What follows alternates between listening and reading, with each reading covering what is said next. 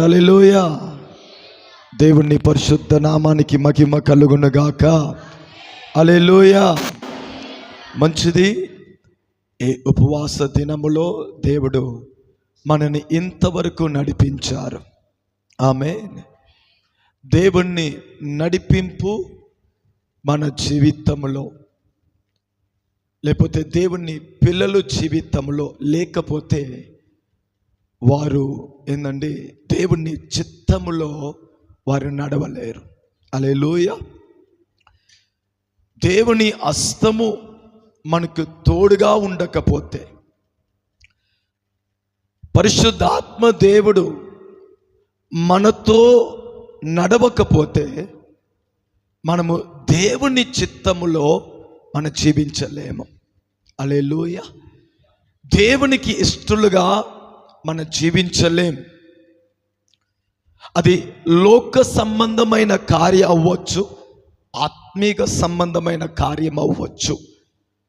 మనని అద్భుతంగా నడిపించేవాడు పరిశుద్ధాత్మ దేవుడు. హల్లెలూయా. అందుకే లేఖనములో రాయబడింది, ఎవరు దేవుని ఆత్మ చేత నడిపించబడుతున్నారో, ఎవరు దేవుని ఆత్మ చేత నడిపించబడుతున్నారో వారు దేవుని కుమారులు కుమార్తె అయి ఉన్నారంట. హల్లెలూయా. పరిశుద్ధ ఆత్మ చేత నడిపించేవారు, వారు ఎదుట ఎన్ని ఆటంకాలు శత్రు వచ్చినా ఆయన మనకి ముందు ఏందండి నడిచి ఆటంకాల్ని తొలగించి దేవుని చిత్తములో మనని నడిపిస్తాడు. కనుక ఈ ఉపవాస దినము దేవుడు మనకి ఇచ్చాడంటే మన అనుభవములో మార్పు రావాలి, నా ప్రార్థన జీవితంలో మార్పు రావాలి, నేను దేవుణ్ణి ప్రేమించే ఆ ప్రేమలో మార్పు రావాలి, నేను వాక్యముని చదివే అనుభవంలో నాకు మార్పు రావాలి, నేను ప్రేమించే ఆ అనుభవంలో మార్పు రావాలి, నా సాక్ష్య జీవితంలో మార్పు రావాలి, నా కుటుంబ వ్యవస్థ ఇంకను వాక్యానుసారమైన మార్పుకి రావాలి. ప్రతి విషయములో మనము మార్పు చెందిన వారై మన ముందు సాగాలి. హల్లెలూయా. దేవుని పిల్లలు ఒకే అనుభవములో ఉండుటకు పిలువబడలేదు. హల్లెలూయా. అది ఆశీర్వాదమైన, దేవుడు మనకిచ్చిన కృప అయినా, దేవుడు మనకిచ్చిన అభిషేకమైన, ఒకే అనుభవంలో ఉండుట దేవుని చిత్తము కాదు. కానీ ఆ అనుభవాల్లో మనం ఏం చేయాలండి, వర్ధిల్లాలి, ఎదగాలి, మార్పు చెందాలి. ఒక చిన్న విత్తనము మార్పు చెందుతూ చెందుతూ ఒక పెద్ద చెట్టుగా మారుతుంది. పుట్టిన ఒక బిడ్డ ఎదుగుతూ ఎదుగుతూ ఒక పరిపూర్ణ మనుష్యుడు అని పిలువబడే స్థాయికి వచ్చేస్తున్నాడు.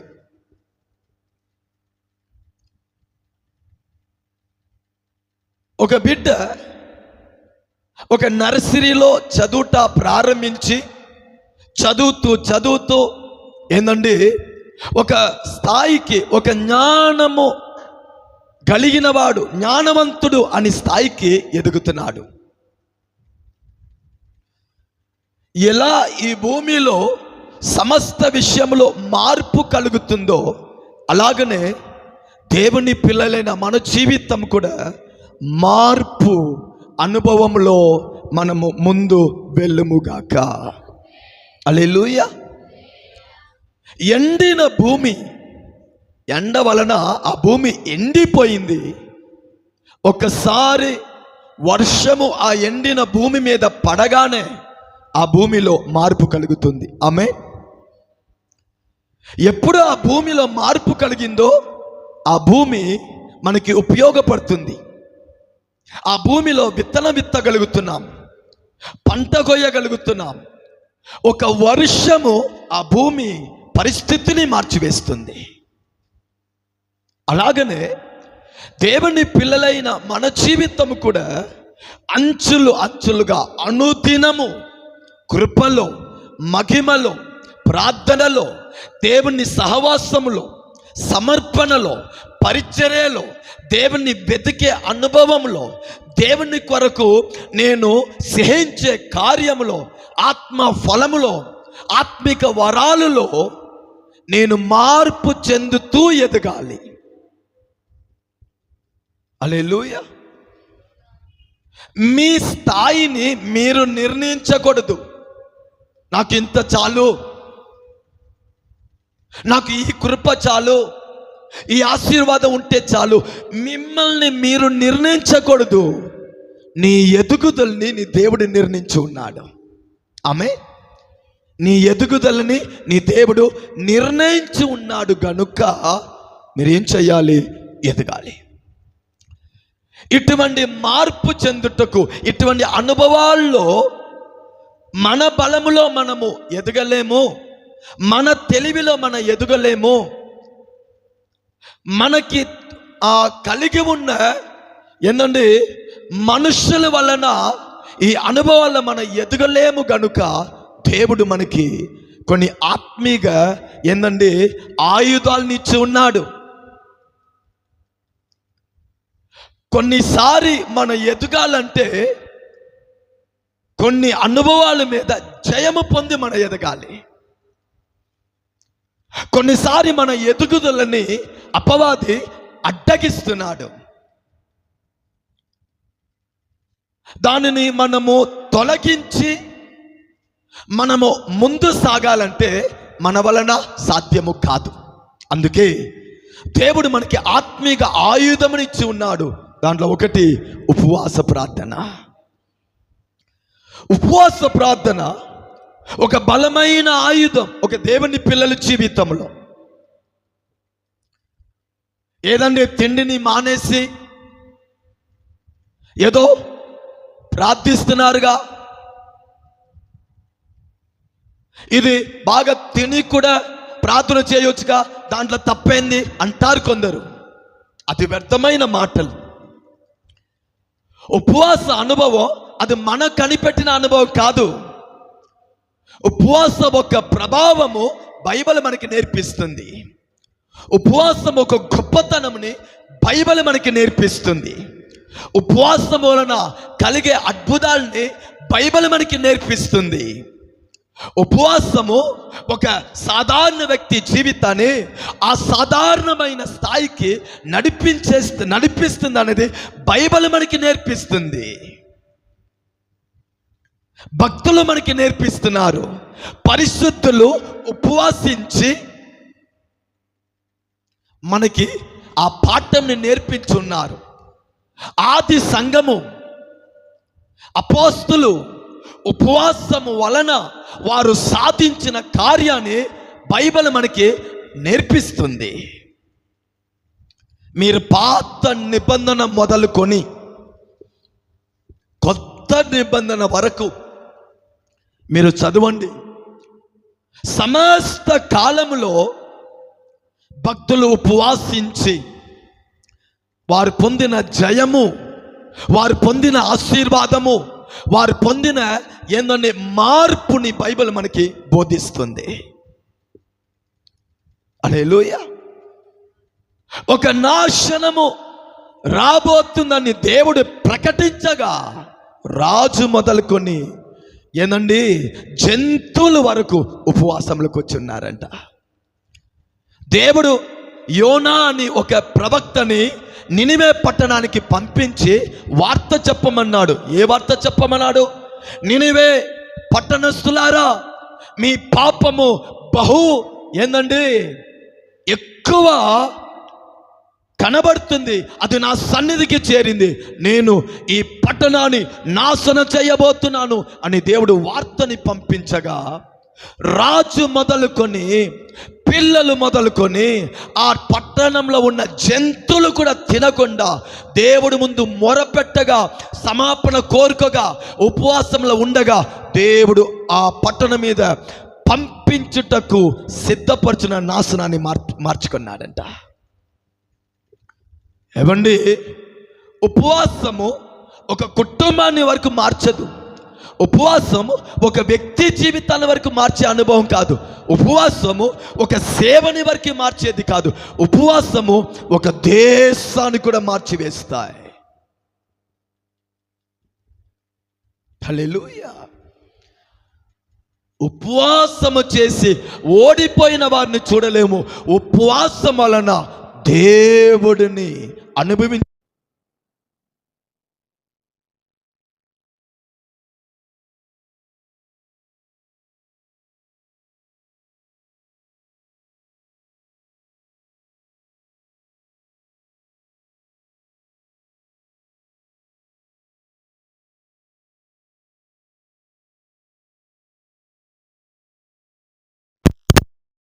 ఉపవాసము దేవుడు మనకిచ్చిన గొప్ప ఆయుధము. హల్లెలూయా. గొప్ప ఆయుధం. ఒక సాధారణ ప్రార్థన అనుభవం మంచిదే. దేవుని పిల్లలైనా మనము ఎదుగుతున్నాము కనుక ప్రార్థన మనం చేస్తూ చేస్తూ అంచులుగా ఏంటండి ఒక ఉపవాస అనుభవానికి మనం రావాలి. హల్లెలూయా. ఉపవాసము చేస్తే నీరసం వచ్చేస్తాయా అని కొందరికి భయం.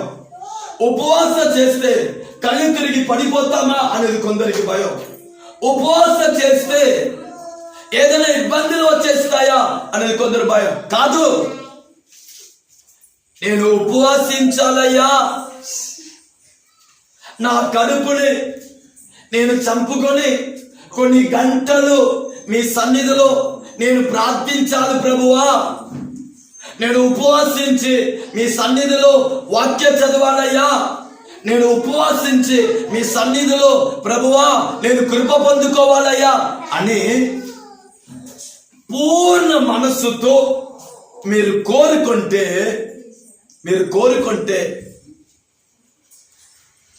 మీరు కడుపార తిని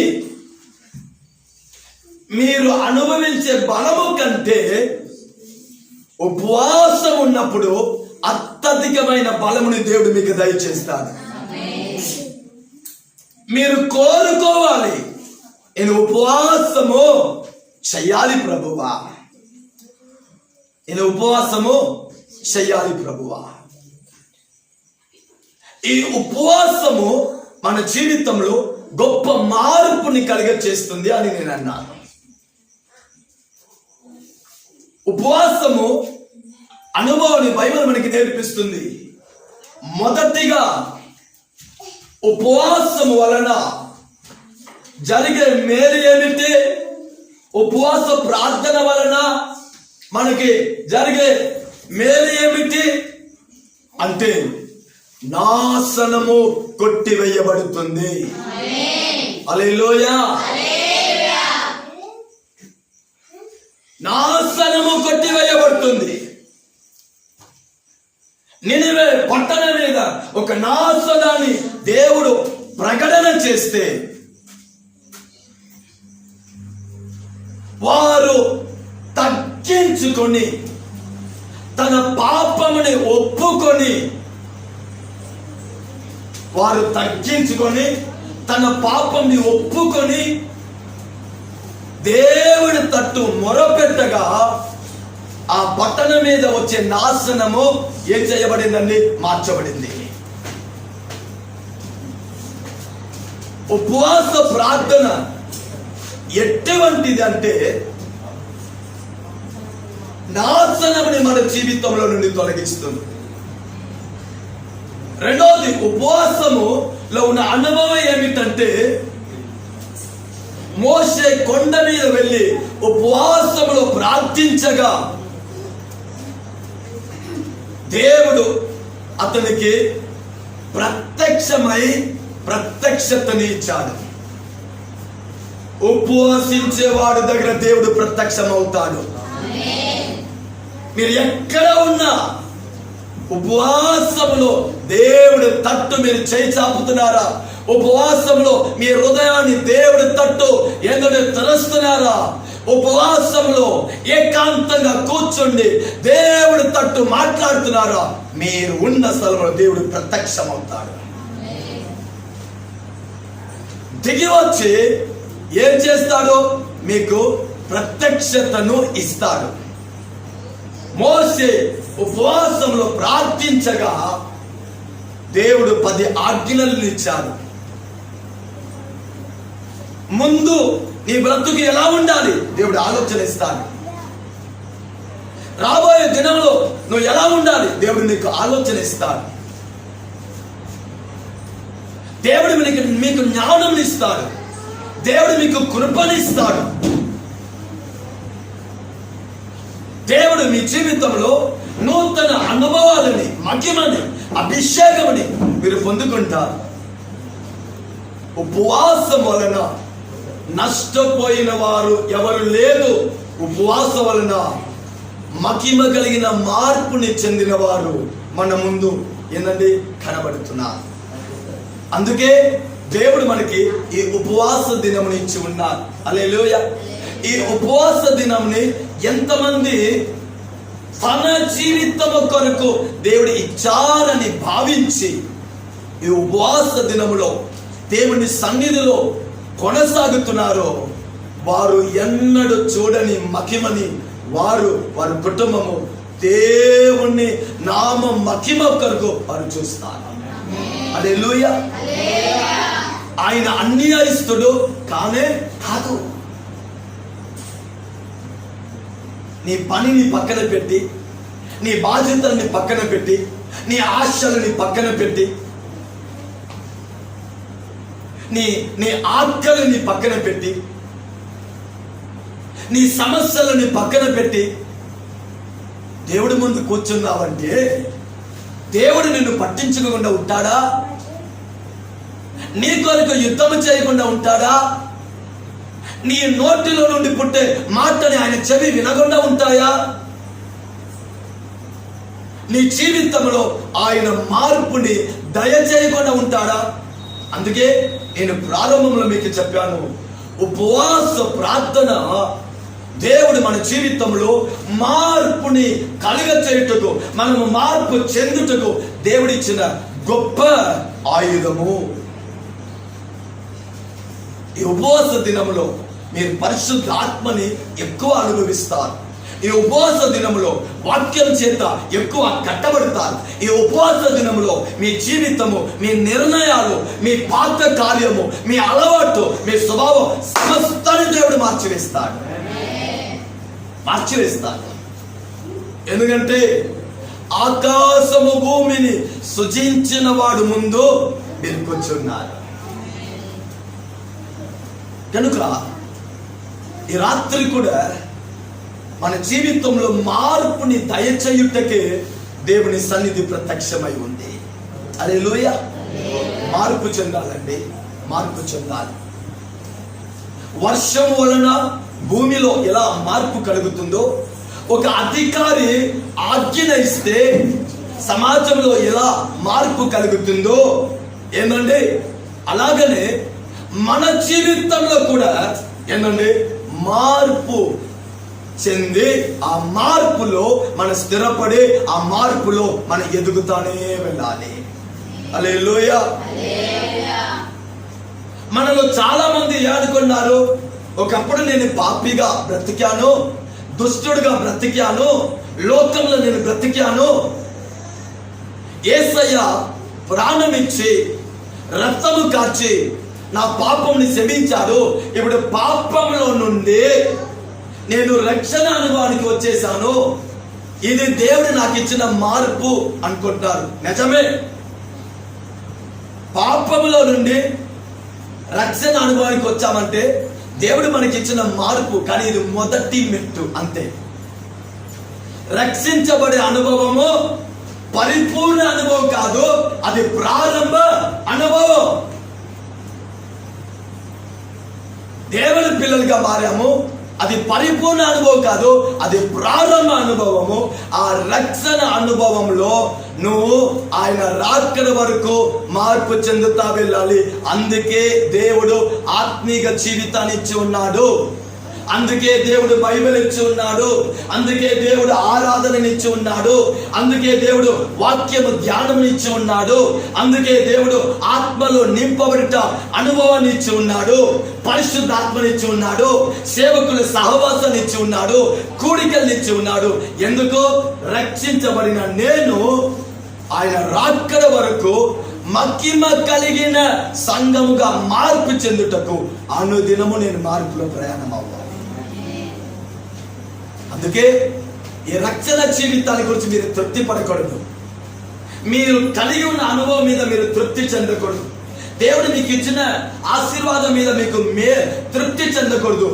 ఎదుగాలి, మహిమలో కృపలో ఏంటంటే అనుదినము మనం ఎదగాలి.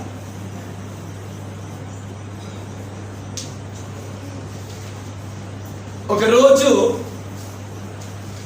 సౌలు యెరూషలేములో సంఘాలని హింసించి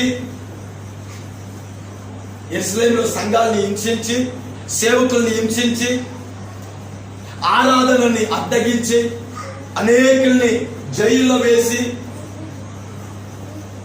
క్రీస్తుకు విరోధంగా పనిచేస్తా ఉంటే, ఇప్పుడు దమస్కు పట్టణంలో క్రీస్తుని ఆరాధిస్తున్నారు, అక్కడ సేవ చేస్తున్నారు అని ఆయనకు వార్త రాగానే దమస్కులో ఉన్న సంఘాన్ని అడ్డగించుటకు, విశ్వాసుల్ని అడ్డగించి హింసించుటకు ఆయన దమస్కు మార్గంలో ప్రయాణమై వెళ్ళుచుండగా మధ్యాహ్న వేళలో యేసు ప్రత్యక్షమయ్యాడు.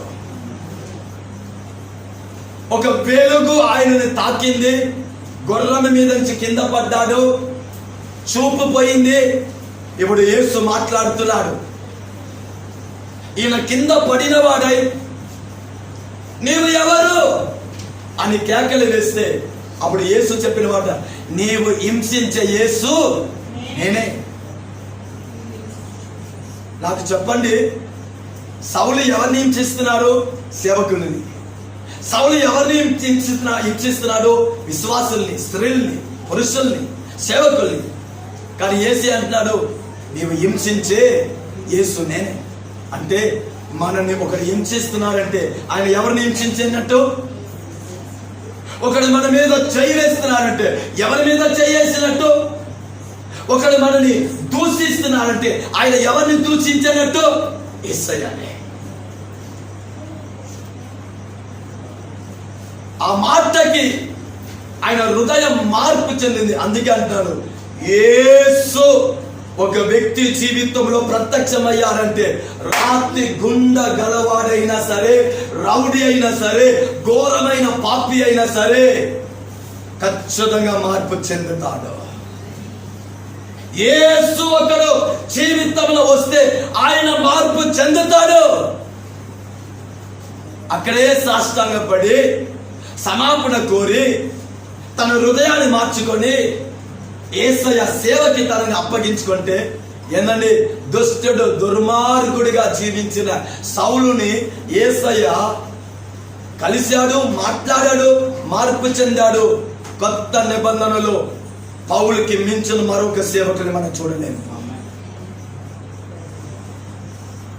చూసారా, మార్పు అంటే ఇదమ్మా. రక్షించబడ్డాను, యేసుని తెలుసుకున్నాను, సంఘానికి వస్తున్నాను, వాక్యం వింటున్నాను, నిర్ణయాలు తీసుకుంటున్నాను.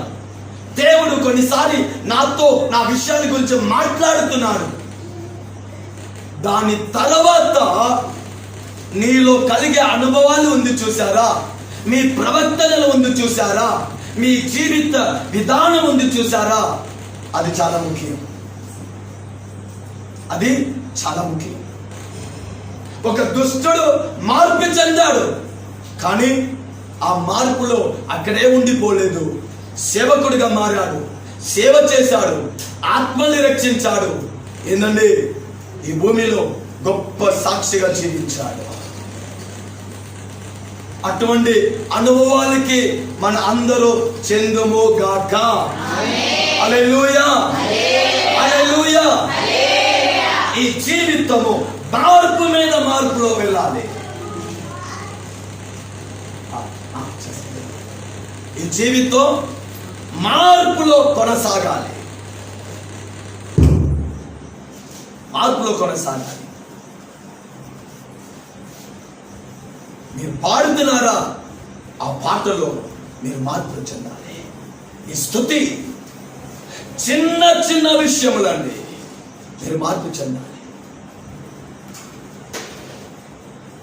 ఈ మార్పు కొన్నిసారి మనం అలసిపోయి, కొన్నిసారి మనం ట్రై చేసి నేను చూడలేకపోతున్నానే అని ఆగిపోతున్నాం. అందుకే నేను మీకు ఒక మాట చెప్పాను, మార్పు చెందాలని మనం ఇష్టపడుతున్నాం. ఆ మార్పులో మనని నడిపించేవాడు పరిశుద్ధాత్మ దేవుడు. ఆమేన్. ఆసక్తి మనదే ఉండాలి. చెప్పాలి, ఆసక్తి, హృదయ వాంఛ మనదే ఉండాలి.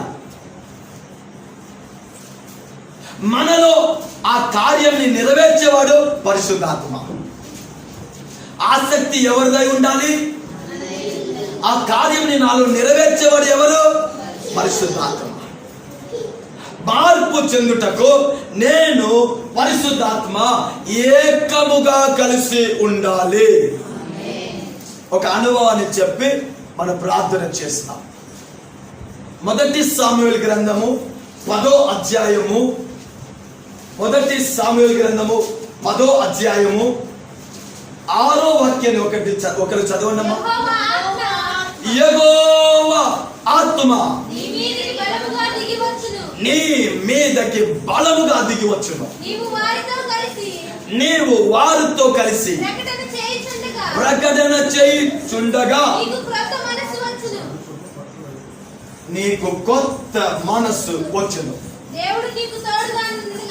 దేవుడు నీకు తోడుగా ఉండును గనుక ఈ సూచనలు నీకు సంభవిస్తాయి. చెయ్యము.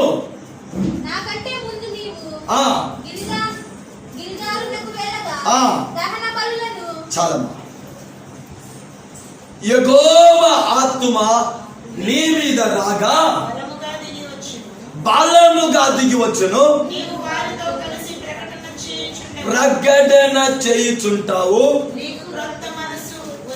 కొత్త మనసు వచ్చును. మీరు ఇంగ్లీష్ బైబిల్లో చదివితే యు విల్ బి ట్రాన్స్ఫోర్డ్ అని మాట వచ్చింది. యెహోవా ఆత్మ బలముగా నీ మీద వచ్చేటప్పుడు నీవు ఉన్న అనుభవంలో ఇంక మీద ఉండవు. ఉన్న అనుభవంలో నువ్వు ఇంక మీద ఉండవు. సౌలు, నువ్వు మార్పు చెందుతావు. నీకు కొత్త హృదయం చేస్తాయి. దేవుడు నీతో ఉంటాడు. నువ్వు సూచనలను చూస్తావు. హల్లెలూయా, ఆమేన్ చెప్పండి. మార్పు చెందే అనుభవంలో నా మనస్సు కొత్తదిగా మారుతుంది. ఆమేన్ చెప్పండి. మార్పు చెందిన అనుభవంలో దేవుడు మనతో ఉన్నాడు. మార్పు చెందిన అనుభవంలో సూచనలని మనము చూస్తాము. ఆమేన్ చెప్పండి. సూచనలను మీరు చూస్తారు, దర్శనముని మీరు చూస్తారు, కళలు మీరు చూస్తారు, దేవుని స్వరంని మీ చెవి వింటాయి. సూచనలు మీరు చూస్తారు. ఈ ఆత్మీయ జీవితాన్ని ఏదో రక్షించబడ్డాం, దేవుడి పిల్లలుగా ఉంటే చాలు అనుకోవద్దండి. సూచనలు మీరు చూడాలి. దేవుడు అంటున్నాడు, మార్పు చెందిన ఒక చదివిన వ్యక్తి, చదువు లేని వ్యక్తిలో వ్యత్యాసం ఉందిగా. మనుషుల్లోనే ఇంత మార్పు కనబడేటప్పుడు, సమాజంలోనే ఇంత మార్పు కనబడేటప్పుడు, దేశంలోనే ఇంత మార్పు కనబడేటప్పుడు, పనిలో మార్పు కనబడేటప్పుడు, దేశంలో మార్పు కనబడేటప్పుడు, దేవుని పిల్లలైన మనలో మార్పు కనబడకూడదా? నీవు మార్పు చెందావు అన్న దానికి గుర్తింపు ఏమిటి? సూచనలు.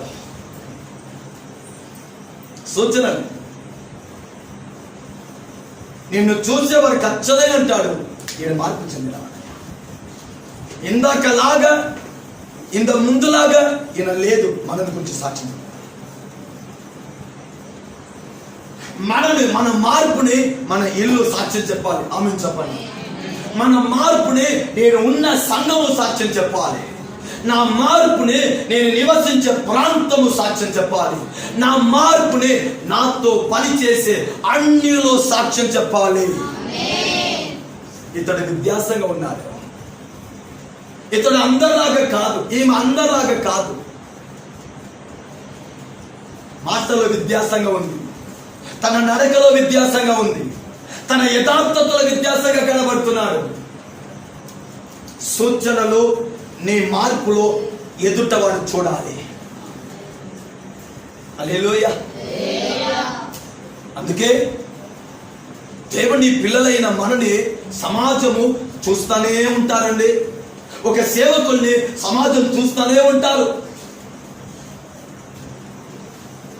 రోజు గొడవ చేసేవాడుని ఆ ఊర్లో ఏం చెప్పరు, తాగిపోతుడు వాడు అంతే అండి అంటారు.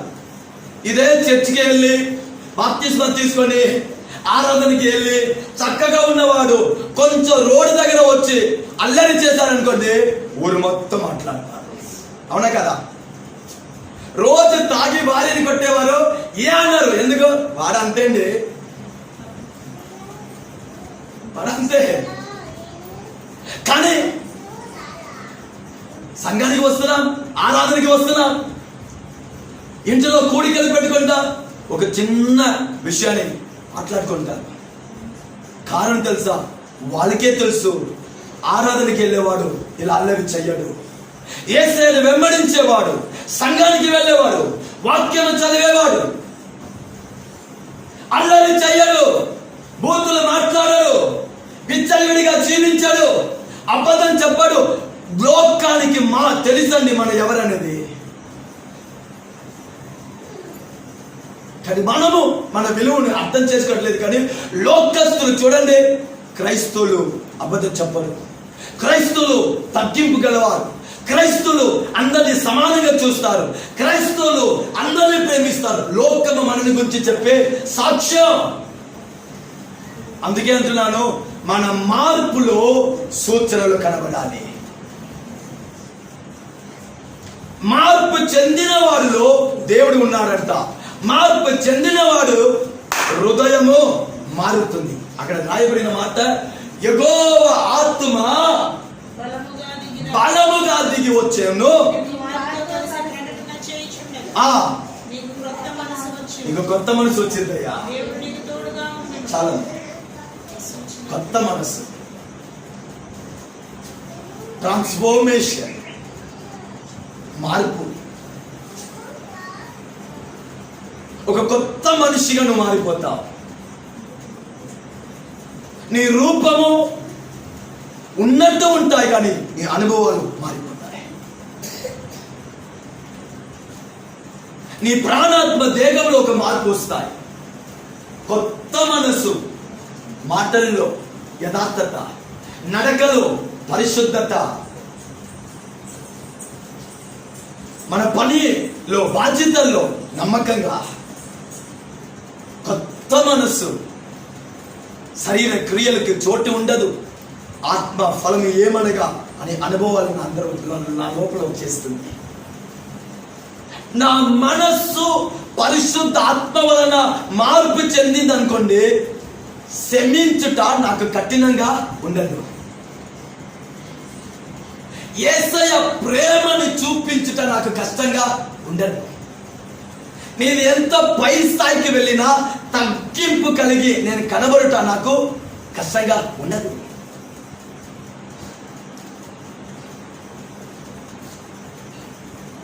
ఎటువంటి ఎక్స్పెక్టేషన్ ఉండదు, డిమాండ్ ఉండదు. యేసయ్యలాగా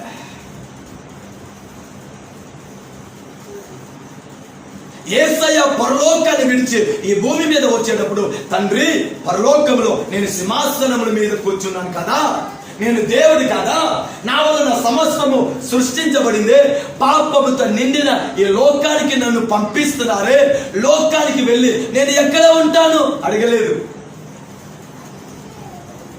నా అవసరాలు తీర్చబడతాయా యేసు అడిగాడా? అడగలేదు. నాకు సెక్యూరిటీ కార్డు ఉంటాడా యేసయ్య? అడగలేదు. నా అవసరాలు అక్కరలు తీర్చబడతాయా యేసయ్య? అడగలేదు.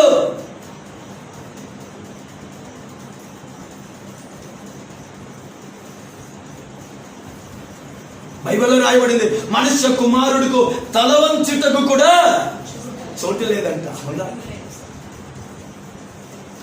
పాపిల మధ్యలో నివసించాడు, ఆయనకి పెట్టిన భోజనాన్ని తిన్నాడు, ప్రయాణం అవుతా వెళ్తాడు, దాగమైతే అక్కడ ఏదైనా ఒక స్త్రీ కనబడితే అమ్మా కొంచెం నీళ్ళు ఇస్తావా అని అడిగి తాగి వెళ్తాడు. తగ్గింపు, అందరినీ శ్రమించాడు. మార్పు అంటే యేసయ్యలాగా నేను మారుతా. ఆమేన్ చెప్పండి. మార్పు అంటే ఒక్క మాటలో చెప్పాలంటే, నేను సేవించే, నేను ఆరాధించే, నేను కలిగి ఉన్న, నన్ను రక్షించిన, నా కొరకు ప్రాణం ఇచ్చిన, నా కొరకు రక్తము కాచిన, నా కొరకు పరలోక మహిమని విడిచి దిగి వచ్చిన నా యేసయ్యలాగా మారుతా.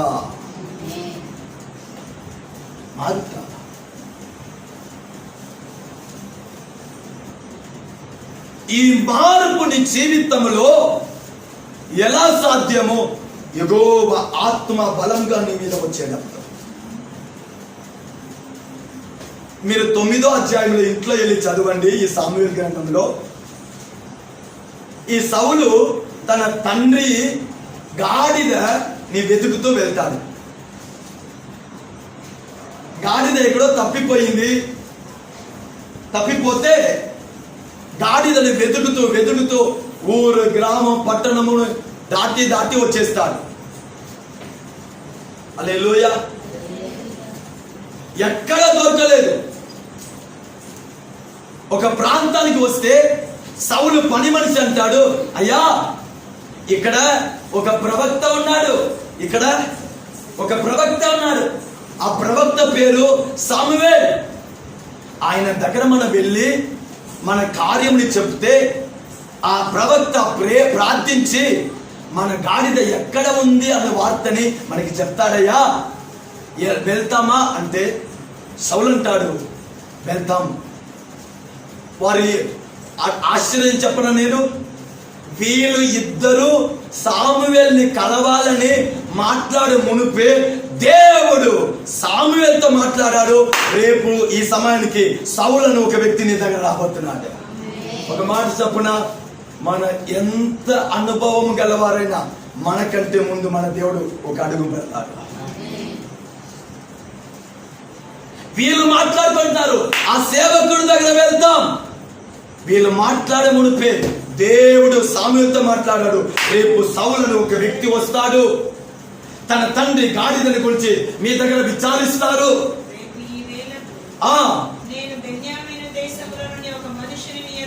నీ వద్దకి రప్పించదను. హల్లెలూయా.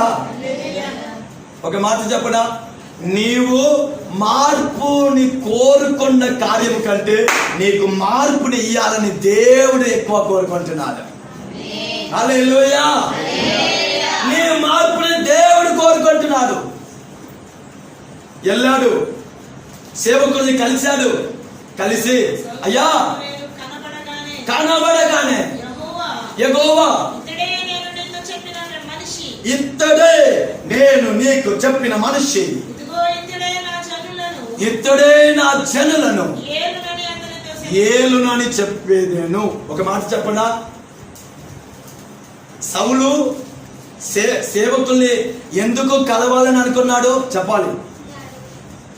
సౌలు సాముయేలు ప్రవక్తని ఎందుకు కలవాలని అనుకున్నాడు?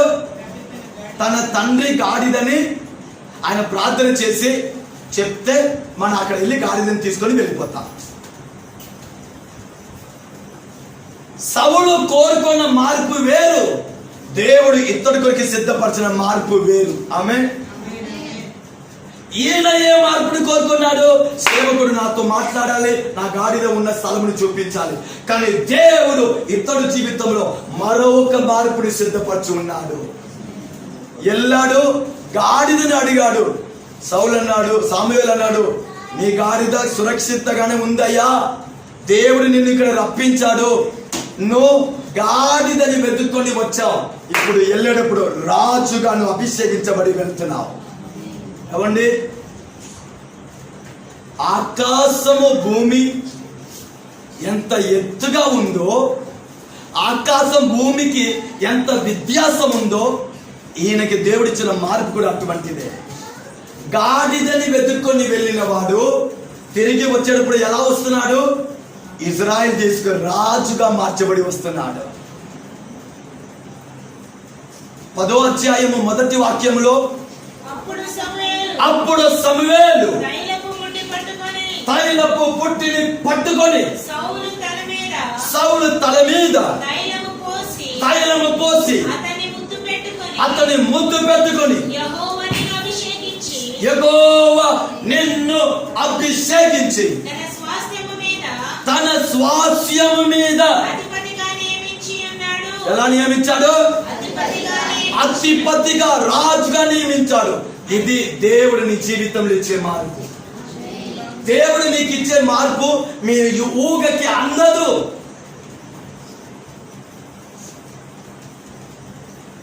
తైలముని ఆయన మీద పోసి అభిషేకించి దేవుడు నిన్ను తన స్వాస్యానికి అధిపతిగా, రాజుగా ఏం చేశాడండి? నియమించాడు. ఇప్పుడు ఆ మార్పు చెందిన వాడుగా ఏందండి సౌలు వస్తున్నాడు. మీకు చెప్పనా, దేవుడు మీకు ఇచ్చిన ఆ మార్పు, దేవుడు మీకు ఇచ్చిన జీవితం, దేవుడు మీకు ఇచ్చిన అనుభవము, అది ఏంటంటే సరిగా ఎదగాలంటే, సరిగా స్థిరపడాలంటే ఇక్కడే యెహోవా ఆత్మ, పరిశుద్ధాత్మ మన జీవితంలో ముఖ్యం. ఈ మార్పు చెంది వచ్చేవారికి బైబిల్ చెప్పే మాట ఏం తెలుసా? 6వ వాక్యము, నీకు కొత్త మనసు కలిగేను. ఈ ఉపవాస దినములో పరిశుద్ధాత్మ దేవుడు మన మనసుని ఇంకనూ కొత్త మనసుగా మార్చును గాక. కొత్త మనసుని దేవుడు మనకి దయచేయును గాక. నూతన హృదయాన్ని దేవుడు దయచేయును గాక. తన ఆత్మని మనలో కలుగ చేయును గాక. కొత్త మనస్సు, దేవుడు నీకు తోడే ఉంటాడు. నీవు సూచనలను చూస్తావు. నీవు సూచనలు. అమ్మ 9వ వాక్యం చదువుతారా? 10:9. సమూయేలు యొద్ద నుండి వెళ్ళిపోవుటకై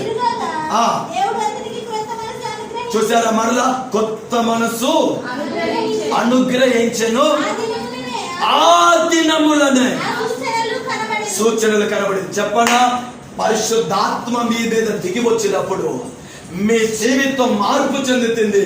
అది మొదలుకొని సూచనలు చూస్తారు, అద్భుతాలు చూస్తారు, ఆశ్చర్య కార్యాన్ని చూస్తారు, దర్శనము మీరు చూస్తారు. ఈ పరిశుద్ధాత్మ దేవుడు మిమ్మల్ని మార్పులో తీసుకొని తీసుకొని తీసుకొని మిమ్మల్ని ఎక్కడ చేరుస్తారు తెలుసా? యేసయ్య రాకడలో మధ్య ఆకాశంలో యేసయ్యని మీరు కలుసుకునే స్థాయికి ఆయన మిమ్మల్ని తీసుకొని వెళ్తాడు. ఈ మార్పు ఎప్పటి వరకు ప్రయాణం చేయాలి? యేసయ్య మధ్య ఆకాశంలో వచ్చే వరకు మనం ప్రయాణం చేయాలి. నేను చెప్పనా, యేసయ్య మన జీవితంలో వచ్చినప్పుడు రక్షణ అనుభవము మనం పొందుకున్నాము.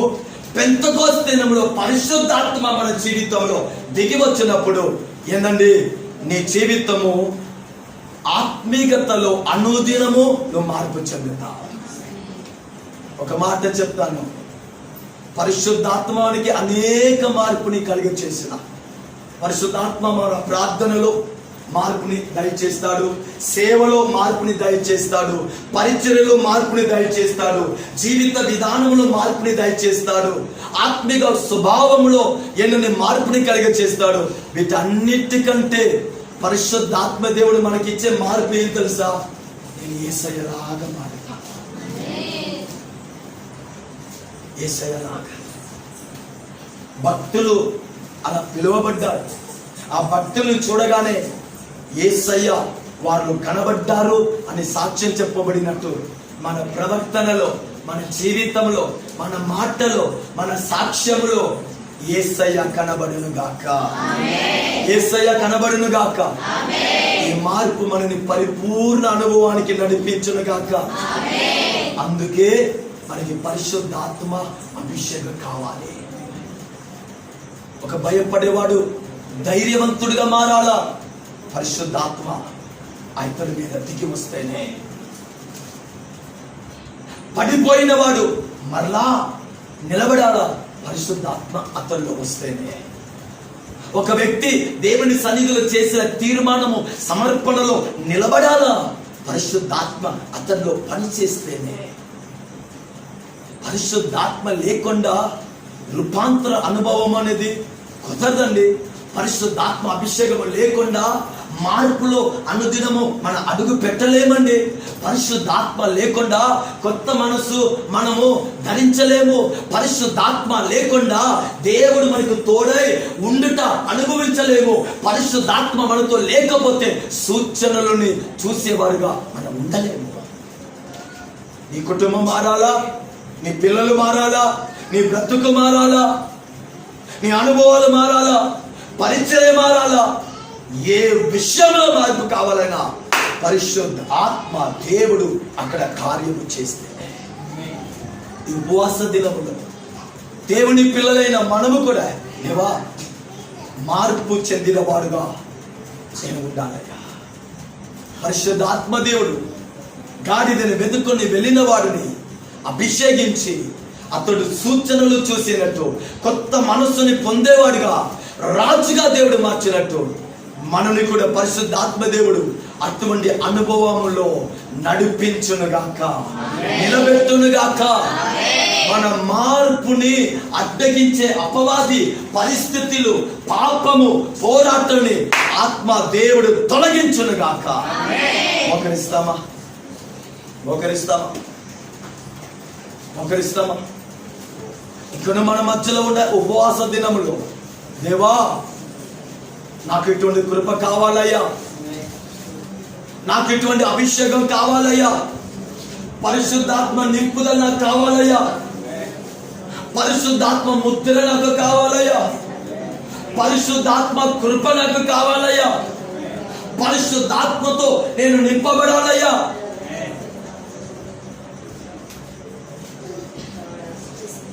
పెంతెకోస్తు దినంలో పరిశుద్ధాత్మ దిగిరాగానే ఆ గదిలో ఉన్న 120 మంది రూపాంతరము చెందారు, సేవకులుగా తయారయ్యారు, దేవుని కొరకు గొప్ప సాక్షులుగా మారిపోయారు, దేవుని కొరకు మరణించుటకు సిద్ధమయ్యారు. ఈ కాలంలో పరిశుద్ధాత్మ వలన మనకు కూడా అటువంటి ఆ కృపలు, అటువంటి అనుభవాలని దేవుడు దయచేయును గాక. దేవుడు దయచేయును గాక. దేవుడు దయచేయును గాక.